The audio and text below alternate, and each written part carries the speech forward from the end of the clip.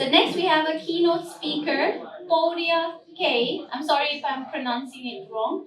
Founding partner and venture leader of Atlan. He's going to share some practical tips on what it means to be a startup. All right, I'm here. Don't worry. Hi. I know that it's been a long time now. You've been sitting. We are also delayed. But if I may, taking advantage of the stage, if you just stand up for a second, all of you. And here's what I want you to do. Just look at somebody on your left and then somebody on your right. Make sure. Thank you. Make sure you make eye contact and smile. Okay. Please do that. On your left, on your right. Perfect. Thank you very much. So my name is Pouria Kay. Please, yeah. Unless you're not done yet. My name is Pouria Kay. I'm one of the founding partners of Atlan, a venture studio for nature tech. So we build and invest in nature tech companies. Now, how many of you here are founders or working with startups at this moment? Raise your hand. Don't be shy. Okay. And how many of you are fundraising or looking to fundraise very soon? You're so shy.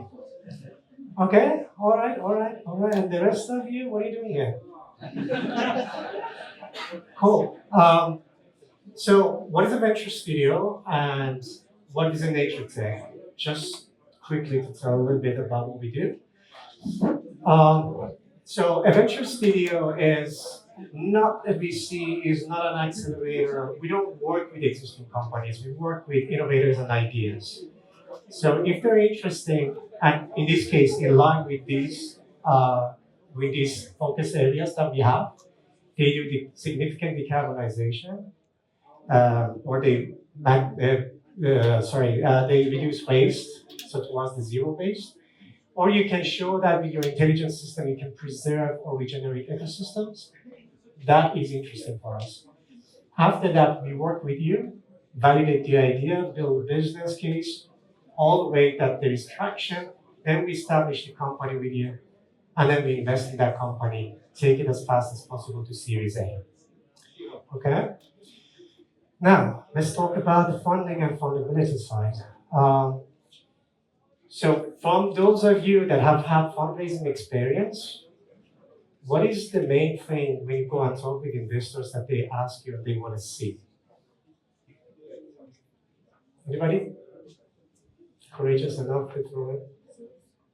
Sales? Anyone else? Okay. Traction, sales, right? But what is traction? Now, this is something that when you go to fundraising, you might hear a lot, and it might mean different things to different people. Traction, in essence, is not something you do internally and then, whatever it comes outcome of that. It's something that whatever you have done happens outside in response to that, and you consider it as a positive thing. You have changed something. It comes back to you. Now, the funny part here is if you talk to investors, you may hear this a lot, you're too early, I need to see more traction, depending on also what kind of investor you talk to. At the same time, when might be even the same investor that tells you this, you might find the same investor shows a different behavior. There is another case, for example, in VCs quite often, that they didn't even have almost any of the tractions that you even have, and they still invested in that case.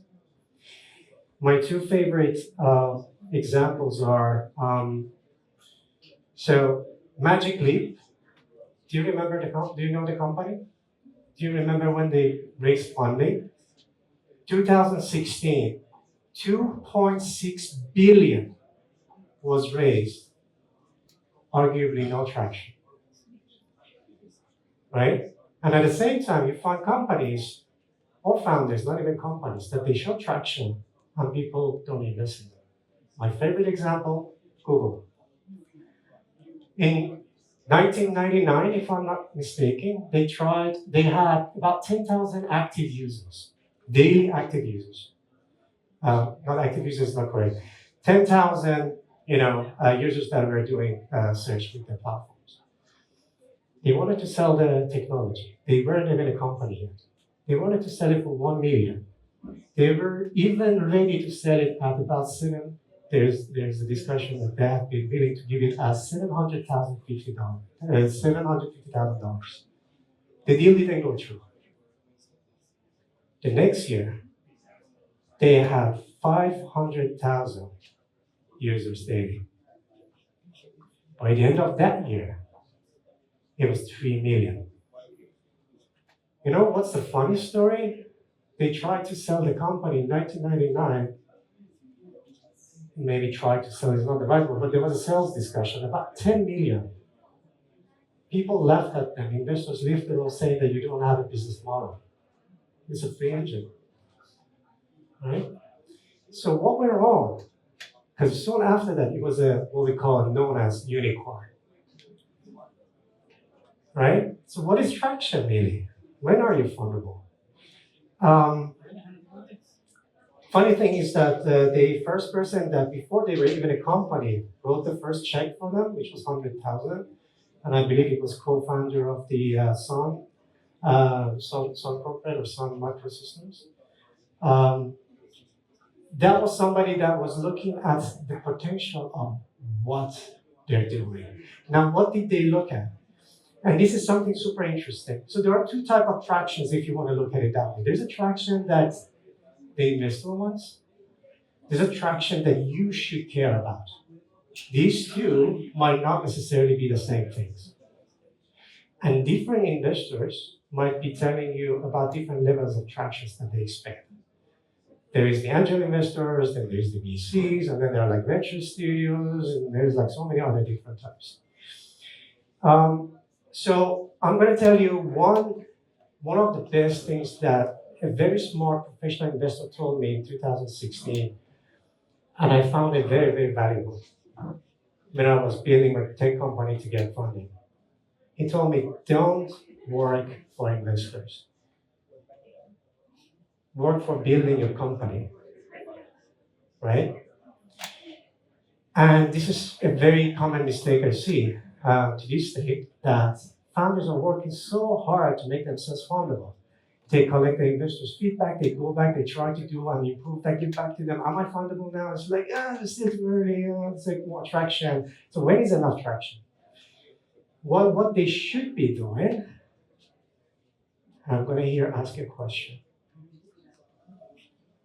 What is the point of a product? Sorry? Solve a problem. Solve a problem. Customer. Louder, I cannot hear you here. Anyone else? The point of a product is to change a behavior. Getting customer, getting all those, solve the problem. Bottom line, if you look at it as a product is to change a behavior, that gives you a very fundamental core of what I need to do, where should be my focus, how do I measure if I'm doing the right thing, how do I know that what's my product strategy, because you keep asking, is it working if I change it, am I changing that behavior, do I need to improve something, what is not working, which features are working for that, which features are not working for that. It gives you a lot of narrower kind of focus view. Bottom line, the story of Google. If back in the days anybody would have looked at what is the behavior that is changing here and see the rhythm of that behavior change, if you look at that, you could have already seen the value of that company. If I was there at that moment and they were asking for 1 million, I would have given them 10, saying, are you happy? I'll take it from you. But that's not very important. So for traction, you want to look at the behavior of your target group. This requires and pushes you to see whose behavior it is. Your product is that somebody before your product was doing certain things in a certain way or was unable to do those. With your solution, you change their behavior. That's what it is. That's how you add value. That's how you find whose behavior, what you're doing. Now, this doesn't matter what it is. If it's a chair, you're selling chair, or AI software, or B2B, B2C, if you really are able to write that down, you have done 50% work on your whole positioning, great strategy, product development, framework and everything. So now I'm gonna get to the part that I can show you. Like for example, in a studio, there is no one universal way, but this is how we look at it. Traction, it's a question of your stage. It's not something fixed. What stage you are, where, like, in terms of your company, if you know this idea stage, idea founder feed, you might have heard them. Pre-seed is usually when you work on your problem solution feed. Then you have seed stage when it's about product market fit. That's where you raise your seed funding, right? Then here for Series A, that's where you're raising funds for scale up, right? So each one of these, for example, you feel free if you want to take a screenshot or take a photo. I'm not going to go through all of it, but the highlighted ones are good tractions. There are some traction ideas here that they're not great, might be good, might be bad, and then the ones that we don't consider traction at all. So in idea stage, we want to see the amount of learning that you're getting, the amount of feedback regarding not like they say something, but regarding that you can see that there is a change in the behavior already. Like you show them something and they're already signing up. They're putting pre-orders. They follow up, right? These are traction. If they follow, they spend time. A letter of intent or anything that indicates, yeah, if you have it, something in the future is not attraction. It hasn't happened, we don't buy that. But anything that has happened, like this, that's a solid fact. That's traction. We buy that. In the pre-seed stage, so you have, for example, your minimum viable product. So some people are using it. In B2B, you might have a pilot that's paying for it. Or you might have customers who are spending time and resources to co-create the solution with you. The list continues, the community and so on and so forth. These are just a few examples. Strategic partners, maybe not the traction you're looking for, because traction should be about your customer and user behavior. So yeah, website visits and so much. So the social media likes is not really traction. And then seed stage, for example. At this point, you have to be able, if you raise a seed fund, you have to be able to show that you generate revenue. Because this is about product market fit. So you have a product for a market that is making sustainable revenue.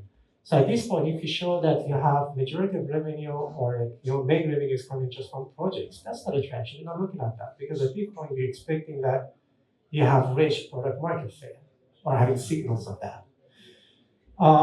And again, like positive user feedback is a good thing to have for many purposes. But in terms of traction, that does not necessarily say how they behave or what's the behavior change. There's a difference. We separate these two, but it's us. So. And then finally, Series A. At this point, we want to see growth. So you can see the evidence of teams are going up. But here's the interesting one. You might keep this steady as it was, but you can show that systematically you're reducing the cost. That's also scaling. And we really like the cases that first they reduce systematically the cost. And I'm not talking about like taking the staff people out.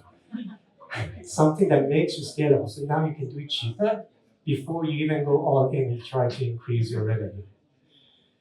And having big name partnerships, not necessarily the best thing even. And some people come and say, oh, we got like customers in Japan, we got customers in the US, we got customers here. For us, it doesn't matter. Actually, it's even worse. If you had them all, because you supposedly had your product market fit, now you're going to show that in that market, you can scale and even lead, right? So jumping to other markets, that's a different stage, that's expansion.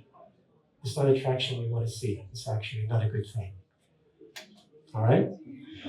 Anybody has any question here? Okay? Perfect. So back to our side in Venture Studio, we take this part very seriously. But for us, the interesting thing for you might be that you don't need to have most of those because we start working with ideas. If you're already in the company established stage and even have those, sounds to us that you're too late for us. But once we find cases that are relevant and interesting, we do the validation with them. So we do validation with you, all the way that we have solid proof that there's a business case. We see exactly what needs to be done after we register the company and put funding in it. The team knows clearly what they need to do the next step. Here's where we establish the company and incorporate only then. And invest in the company, we work hands-on with the team and go all in to get as fast as possible to Series A. The 3 stages, the program, solution fit, product market fit, and finally, if we have done everything right, now we're going to show that we can scale this.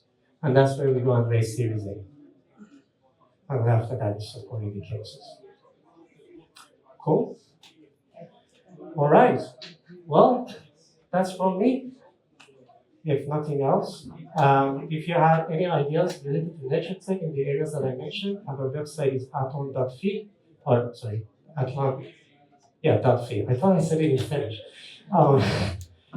Yeah, nice meeting you. Really glad to be here. Thank you very much.